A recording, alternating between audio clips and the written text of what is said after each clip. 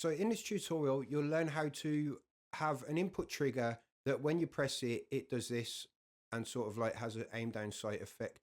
And it will be running on a timeline, which will give it a more of a smoother transition to in and out. So let's go. Okay, so first of all, I'm just going to show you quickly what's happening. So I'm in third person character. I'm in the event graph of the third person character.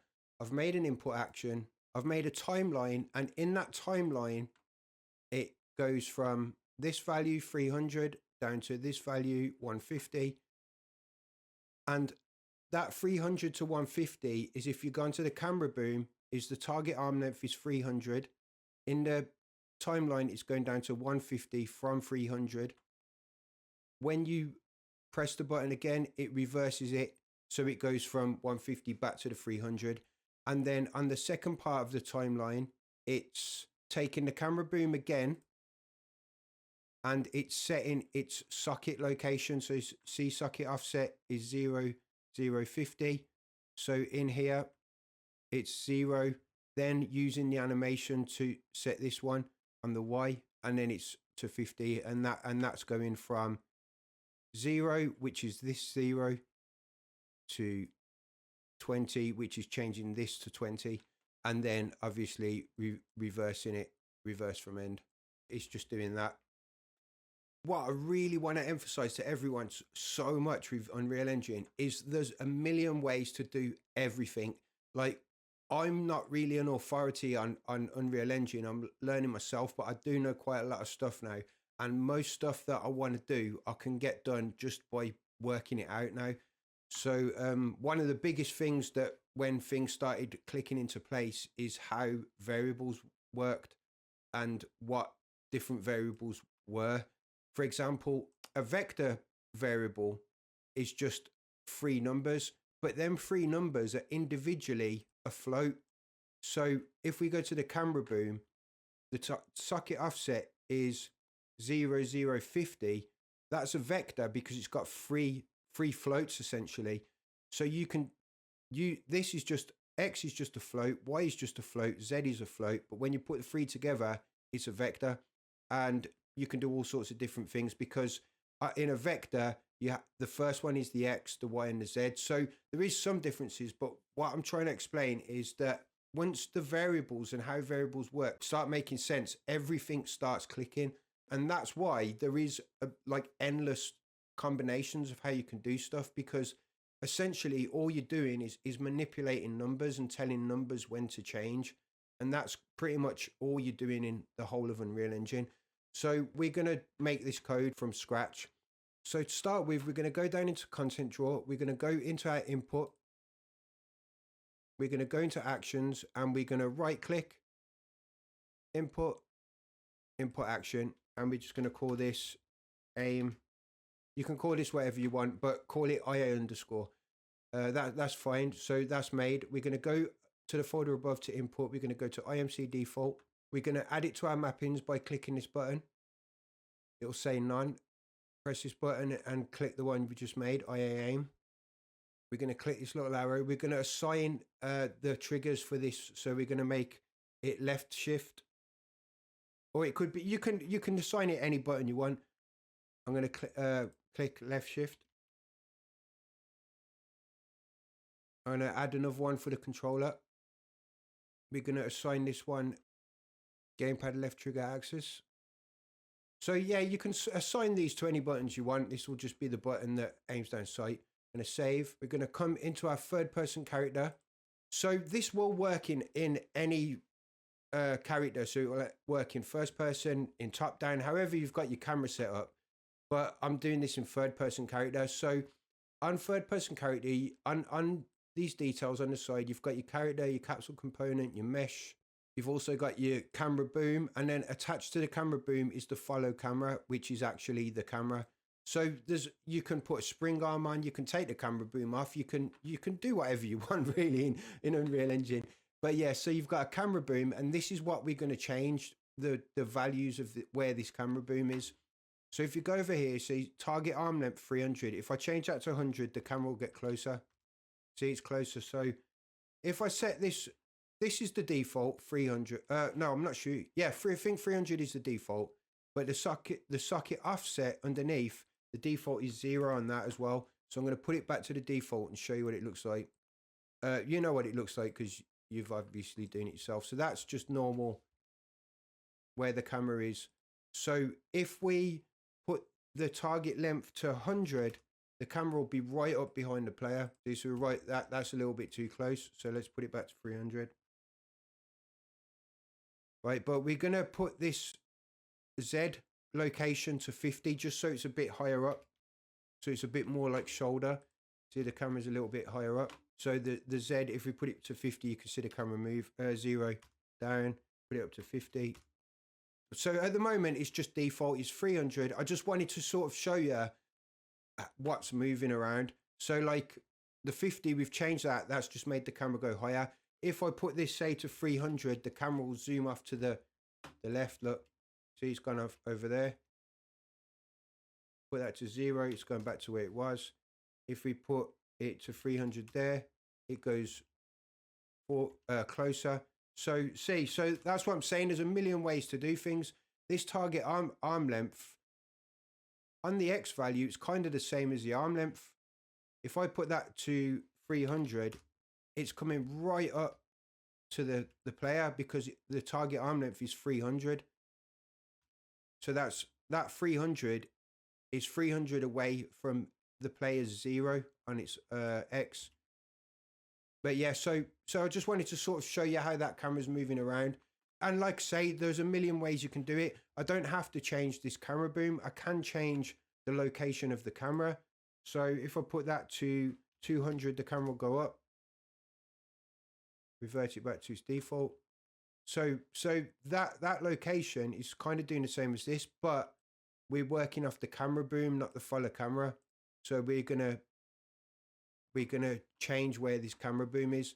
So we're gonna go into our event graph, find a space, right click, IA, aim.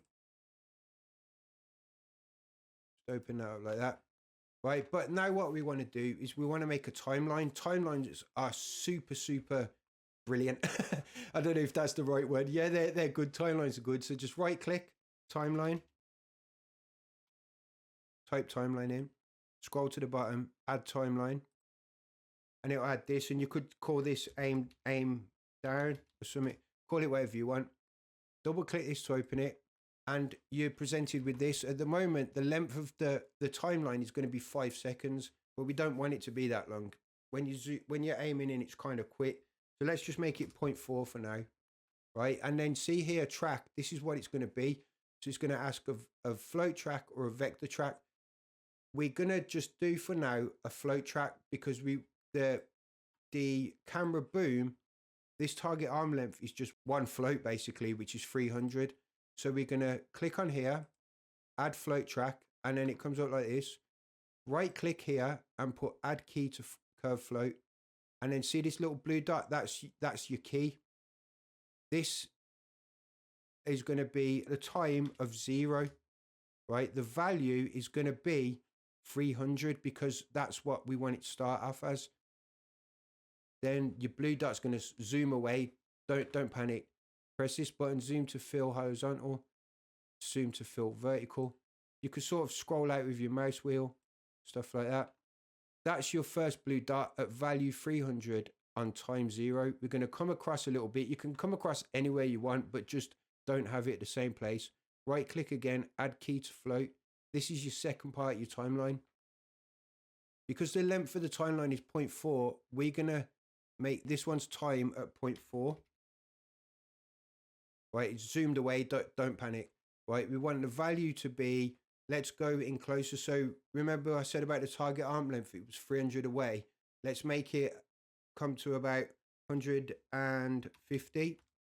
So 0.4 at a value of 150, and then press these buttons.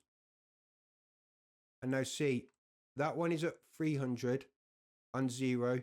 As the time goes across to 0.4, it goes down to time 0.4 at a value of 150. Right, compile and save. And then we'll go to our event graph and then untriggered, come in, play from start, right? And then grab your camera boom. And then we want to, out of camera boom, set target arm length. See, it's a float there, right? Go into, from update into there. And then see this new track. It's called new track 0. But if you go back to our timeline, you can just double left click into that and it will come back to it. The new track is called new track _0. This animation here is called new track _0. That's this one here, look. So if we just go from there to there, that's kind of done, right? And then you can come out of completed and put reverse from end, or you could put reverse. I'd suggest to experiment and see what feels best for you. Compile and save. This is kind of done. So you got to play out.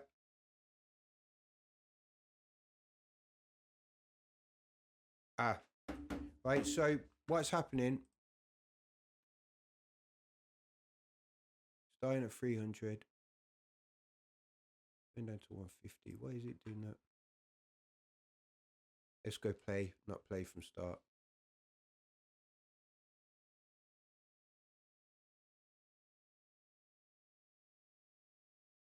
Yeah, that's it, right? So you go from play, not play from start. So you hold it, goes in, goes out. But yeah, like I say, with this play and play from start, there's different scenarios where you might want to play from start, or you might just want to play. Same as you might want to reverse from end, or you might just want to reverse. So there is, you know, it's not, you don't always want to play, and you don't always want to play from start. So just see whichever one feels best.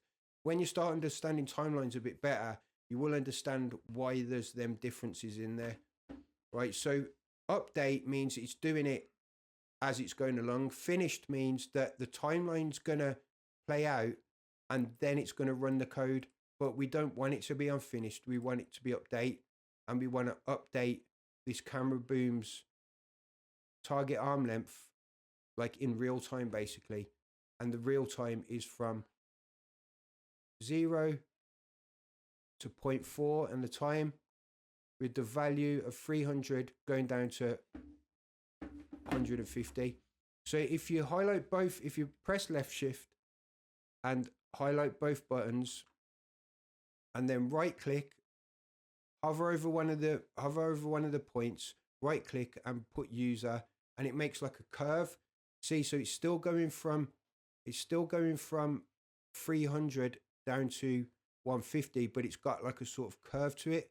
If you compile and save, see, so it's sort of smoother. So see, like now, if I let go, you see how it's jumping, right? That's to do with the play from start and reverse from end and stuff like that. So yeah, you wanna just fiddle around with stuff until you get it right. I would give you more advice on what this is doing, but if you just mess around with it yourself, you'll find better results, I think. So this is our timeline that we just made, and in this timeline, and this is new track 0. Right, what we're going to do is we're going to go to our timeline again and make a new track. And this can be a float as well. It could be a vector, because what we're going to do is, see on the camera boom, we're going to manipulate this information, the Y information. So we can make a vector, so it's got 3, but we can just make a float. We're going to go into our timeline again. We're going to go to new track and make a new float track. See, this one's called new track _1. We're going to right click, add key to float, put that at time 0. What we want to change on this camera boom, if you highlight your camera boom, we want to change this Y, so it's sort of, so the camera kind of goes across to the left a little bit, and we want to make it 20. So you see now it's a 0, so we want to make this a 0. Don't get too panicked if you lose your things. Just sort of like scroll out with the mouse wheel or press these buttons to find it. But we know that this is at time 0, value 0. Scroll across a little bit, add key to float. We're going to make this at 0.4 because our timeline's 0.4. and we're going to make this value of 20. So now we've got 1 0 that goes up to 20. Compile and save. I mean, if you want, you could just make it smooth straight away. So you could just highlight both of them and curve it like that. So you highlight both of them, right click and go to user. But that's to make it like a curve like that. Going to go back to our event graph and now see we've got new track 1, right? But we want to manipulate the camera boom's socket offset. So we're going to come out of this and put set socket offset. And see, this is a vector. So what we're going to do is we're going to right click on this and split structure pin, because we only want to change this Y, right? But I'm gonna make a mistake purposely, right? So on this now, we're gonna go update, go to set target on arm length. We're gonna go from there into there. It's setting the camera boom's socket offset. We're gonna go from there into its Y, right? So the socket offset is going from 0 to 20. Right, gonna compile and save. So now the camera will go a little bit to the left, but something will go wrong. I'll show you. See how it's sort of jumped down, right? And that's because on this socket offset in our camera boom, it's 0, 0, 50. But look on this one, we've put 0, which is right, so this 0. This number, the middle 0, which is the Y axis, we want it to go from 0 to 20, which is in our timeline. But the socket offset Z, we've set that at 0. So the camera is starting off at 50 because it's over here at 50. But once we do this animation, it's setting it back to 0. So all you have to do for this is set this one to whatever it is that your default values are. So on the camera boom, the default value for the socket offset is 0, 0, 50. So 0, animation, and 50. So this will be smooth now. And this is kind of done.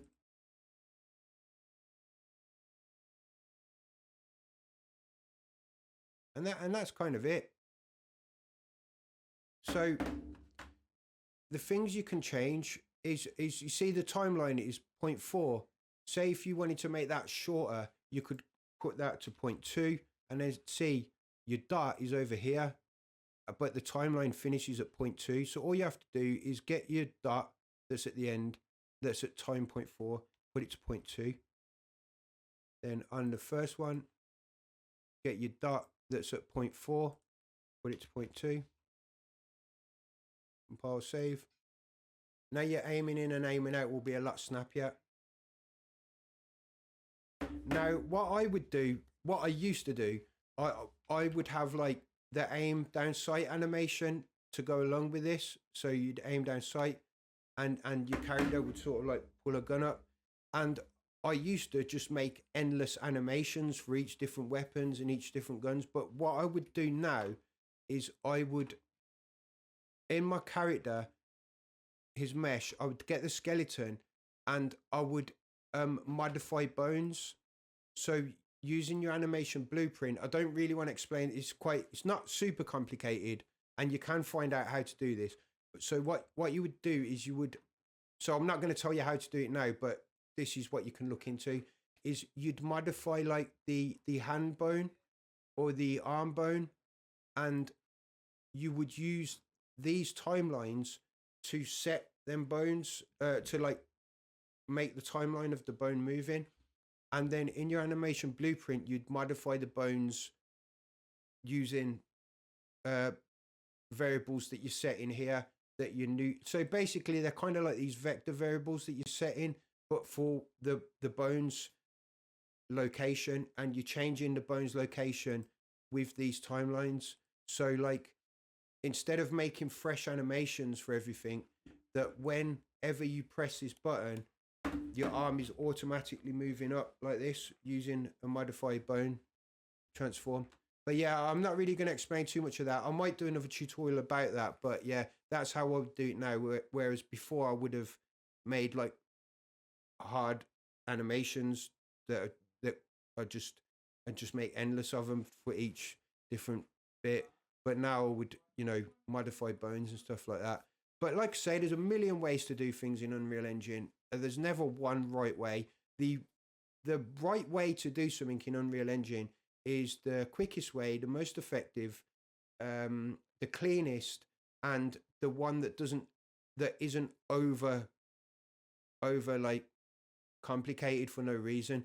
So basically, the quickest and easiest way to do things that looks the best and is most effective and doesn't like lag up the game or drop frames and stuff. So you just want to try and keep things clean and stuff like that. But yeah, there's a million ways to do things. That's pretty much it. But yeah, there you go. That's how you do a sort of aim down sight. Hope that wasn't too long a tutorial. But yeah, thanks for watching, guys, and I'll see you in the next one. Goodbye.